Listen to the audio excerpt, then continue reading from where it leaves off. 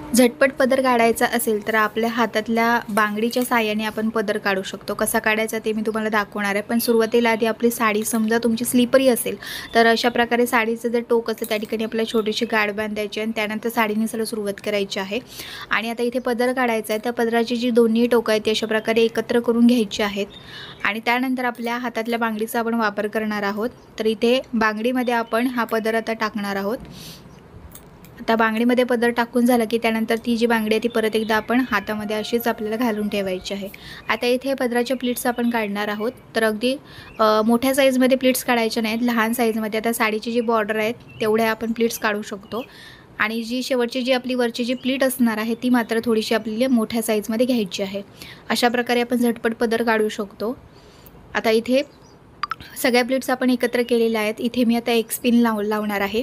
तुम्ही कोणतेही पिन इथे तात्पुरती लावू शकता।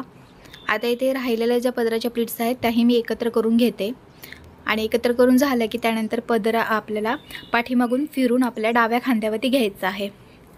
आता इथे बघा पूर्ण पदर आपला तयार झाला आहे। मी बांगडीमधून काढून घेतला आणि पाठीमागून फिरून आता मी डाव्या खांद्यावरती घेते। आता पदराला पिन लावताना आपल्याला खांद्याच्या थोडंसं पाठीमागे पिन लावायचे, अगदी खांद्यावरती तुम्ही पिन लावू नका आणि पदराची जी उंची असते ती आपल्या गुडघ्याच्या थोडीशी खाली असायला पाहिजे। डिटेल व्हिडिओ माझ्या यूट्यूब चॅनलवरती आहे तर तो जाऊन तुम्ही पाहू शकता।